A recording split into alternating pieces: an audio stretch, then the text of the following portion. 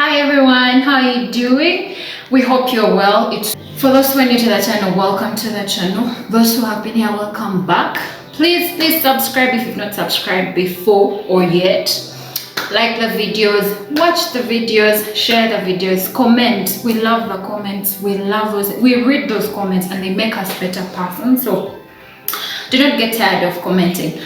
Now, in today's video,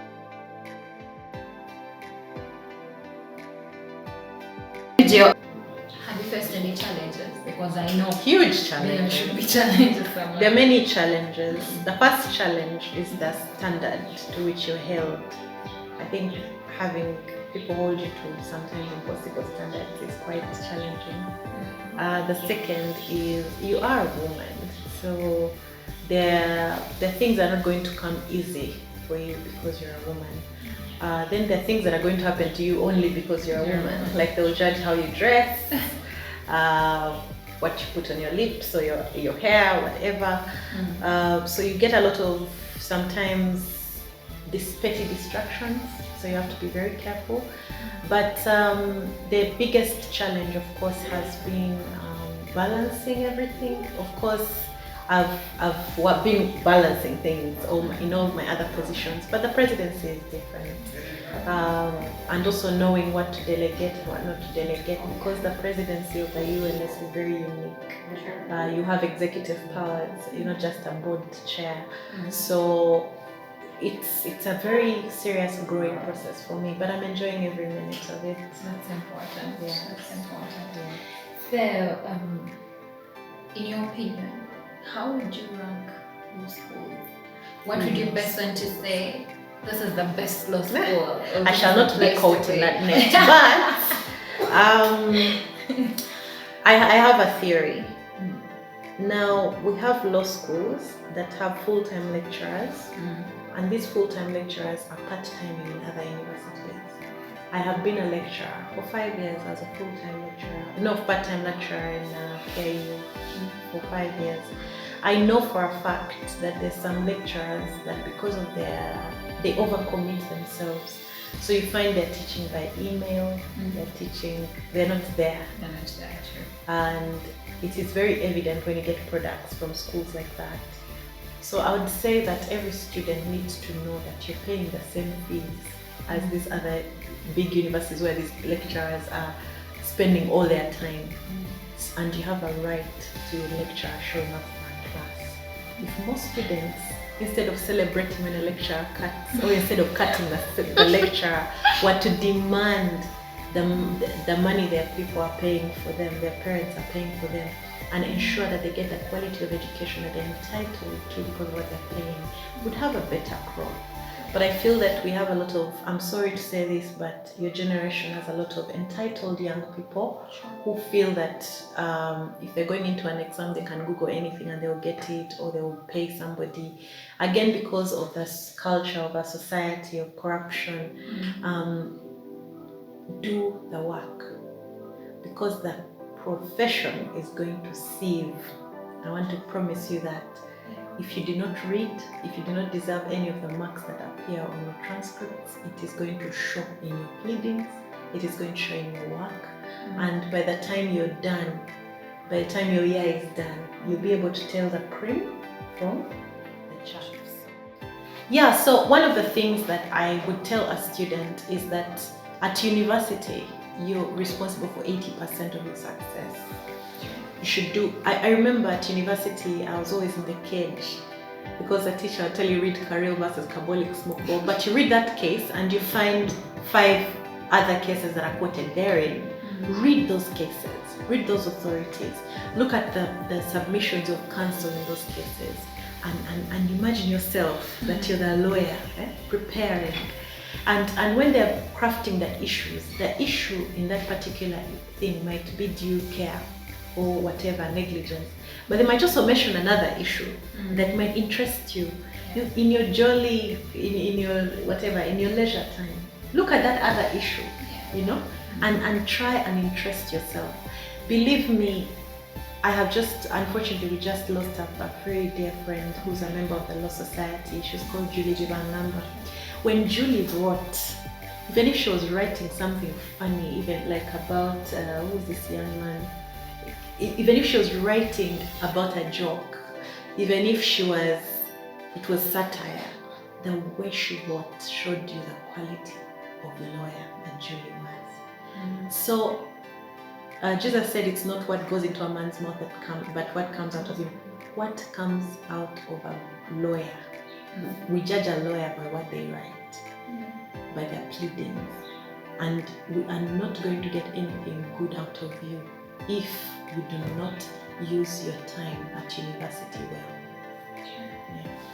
So for the lecturers, I would say, I would only say that the lecturers, some of them are just, making do. Some genuinely love to teach, but everything is up to the student. Yeah. Kudos to the lecturers. Yeah, that is actually true. Our lecturers tell us those things and we think it's a joke. The academic sieve will sieve us. Figure. Anyway. The career sieve. Yeah, so that leads us to our next question. Do grades matter? Like, how am I living in school? Do the grades that I get in school? Grades matter. The people who hire by grades. Getting a master's will depend on your grade. Getting a scholarship will depend on your grade. When people are judging you in future, even if you want a position and Parliament is supposed to vet you, even if the president has appointed you and you just got a pass, someone will comment about it. Your enemies will find a way of putting it in the papers. So mind your grades. Your grades are not underwear. They were never meant to be hidden. Up to now, I have to submit my papers, and it's nice when someone's like, "Oh wow, you did well," and then they ask, "But why did you get?" So it still happens. It still happens, and to be president of that society, I had to also submit my documents. So these documents follow you. So do not be deceived and think you're going to walk away from them. They're going to follow you all the days of your life. And please don't forge them, because there's evidence. People always ask for, what do they call it? They always ask your university to verify. Yeah. And universities have long memories. So please do your best. Yeah.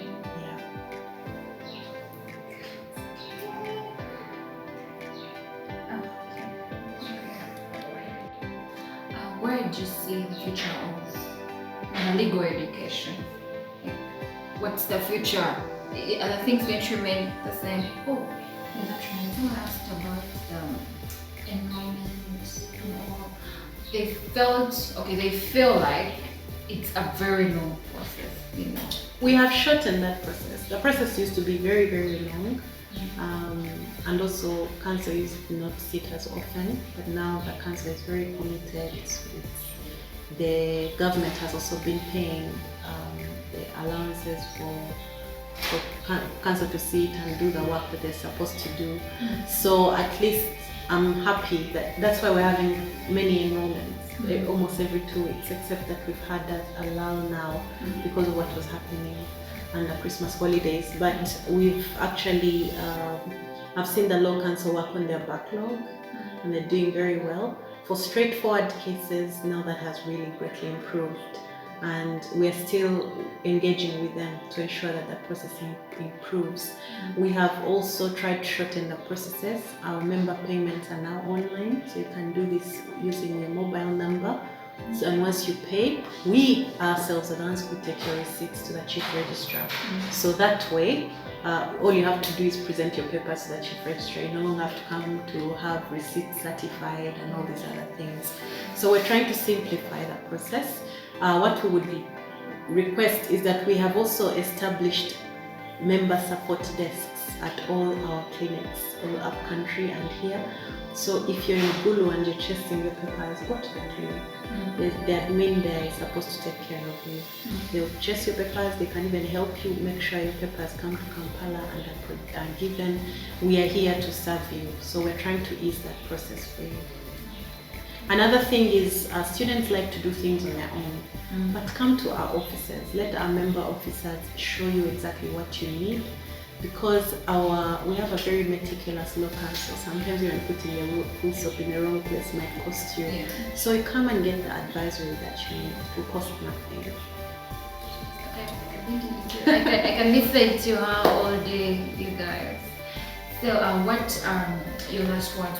What would you want to say to those people out there, the young lawyers, the young students still in school, thinking, yeah, I want to be like her. Oh my God. What I would say is live your life, enjoy your youth, do everything, but don't do what wastes you. Anything that destroys your body, anything that destroys your morals, anything that destroys your soul and your spirit, keep away from. There's plenty else to do. I did not get here by doing any particular formula, but I've always known what I stand for.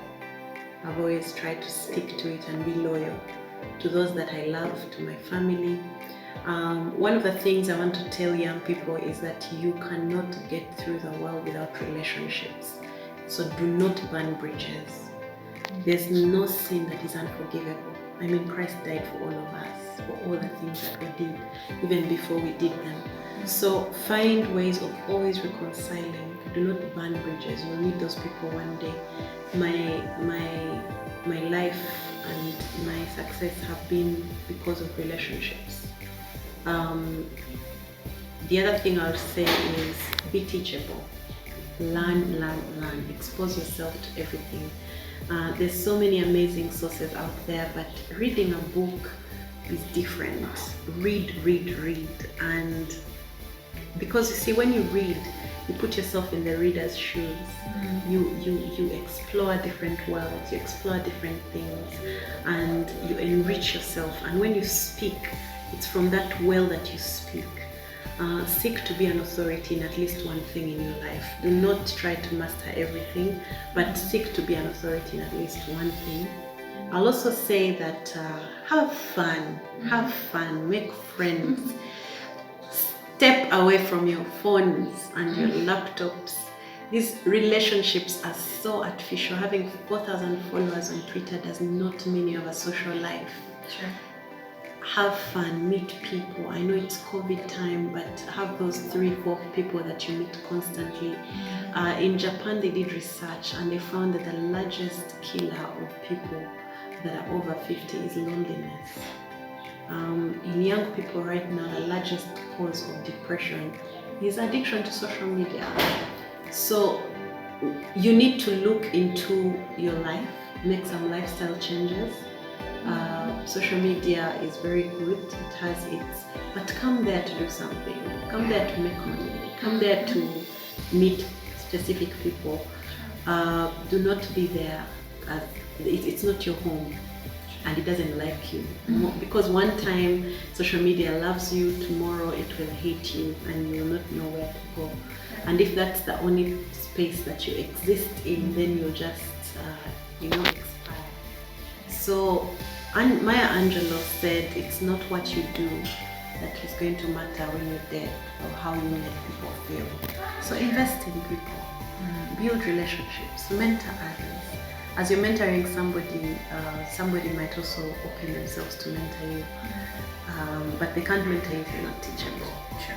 So please be faithful to who you are, be available, and be teachable. Let me close it. You're already in the process. Oh, okay. So yeah, that's as much time as we had for this video. Thank you so much for tuning in. Thank you for loving us.